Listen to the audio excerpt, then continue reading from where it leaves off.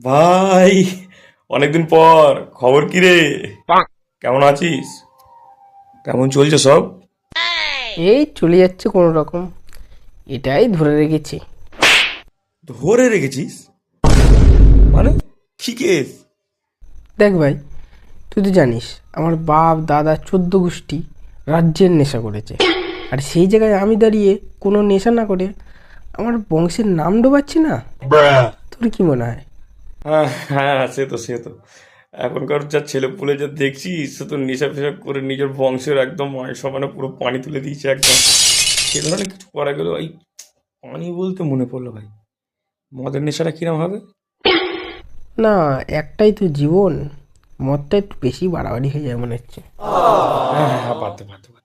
সেরকম হলে উম, ধোঁয়া ধোঁয়া ধোঁয়াটাও তো খারাপ না, তাই ধোঁয়া মানে ওই ইয়ে